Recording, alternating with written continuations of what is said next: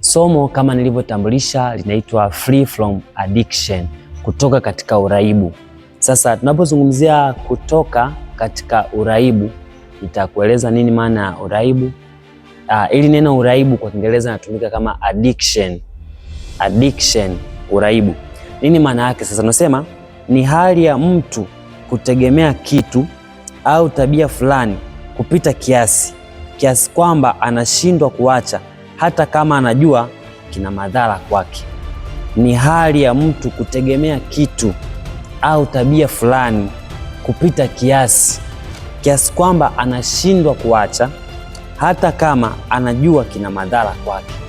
Tunapozungumzia kuhusu uraibu, maana yake ni hali ya mtu anategemea lazima afanye kitu fulani ili aweze kuwa sawa. Utanielewa mbele tunapozungumza zaidi. Tunapozungumzia kwa maana nyingine ni kwamba ni utumwa wa tabia au wa kitu. Uraibu ni utumwa, maana yake mtu unakuwa hauna maamuzi, lakini unaamrishwa, unapelekeshwa. Kile ambacho wewe hutaki kufanya unajikuta kinakulazimisha mpaka unafanya. Ni utumwa wa tabia au kitu. Ni hali ya kukosa uwezo wa kujizuia. Unatamani kutoka mahali, unatamani kushinda mahali, lakini unashindwa kujizuia wewe mwenyewe. Hiyo inaitwa uraibu. Nasema pia huambatana na hitaji la kurudia tena na tena ili kujisikia vizuri au kutuliza hisia. Kwamba inaambatana na hitaji ya kurudia kitu ili uweze kujisikia vizuri au kuwa salama, sasa kutuliza. Tuna mifano ya uraibu ambayo tutaizungumza hapa na tutajifunza kwa kina kwa habari ya uraibu. Lakini mfano wa kwanza nasema uraibu wa pombe au dawa za kulevya. Hii ni hatua ambayo mtu anakuwa amefikia kiasi ambacho hawezi kutulia asipokunywa pombe, hawezi kutulia asipovuta madawa ya kulevya, hawezi kutulia pasipo kuvuta sigara. Inakuwa imefika hatua ambayo ili aweze kuwa sawa katika mwili wake ni lazima atumie kama ni pombe au madawa ya kulevya ili aweze kuwa sawa. Lakini pia kuna uraibu wa pornografia au ngono. Hii ni aina ya uraibu ambayo mtu hawezi kulala pasipo kufanya ngono au hawezi kulala pasipo kutazama picha za uchi na video au vitu ambavyo vinaweza vikaamsha hisia ndani ya mwili wake. Hawezi akalala hata akijitahidi kwa kujilazimisha, hawezi. Sasa ukifikia hatua hii inaitwa uraibu au addiction. Pia kuna uraibu wa kamari. Kuna mtu mwingine ili aweze kuwa sawa na siku iweze kuisha vizuri, lazima acheze kamari.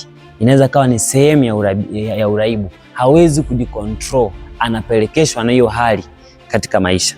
Lakini pia uraibu wa mitandao ya kijamii.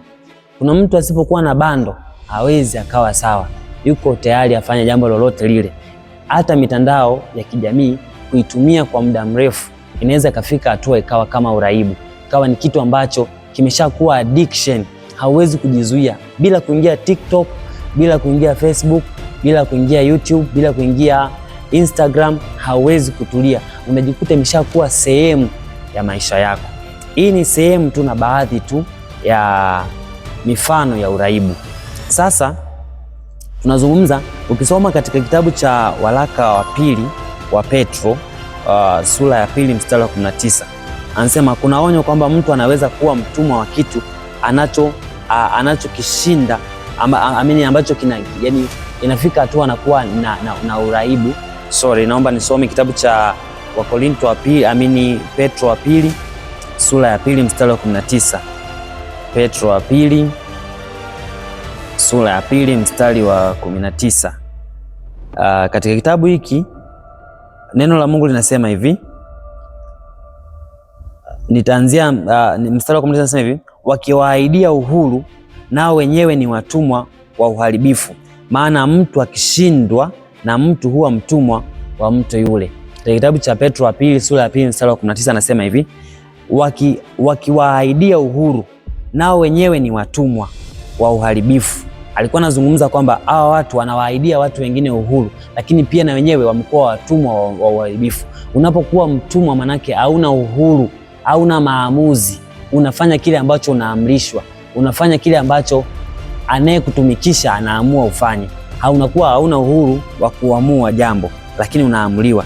Anasema wao wenyewe ni watumwa waharibifu, maana mtu akishindwa na mtu huwa mtumwa wa mtu yule. Sasa katika kitabu cha Petro wa pili anazungumza kitu kama hicho.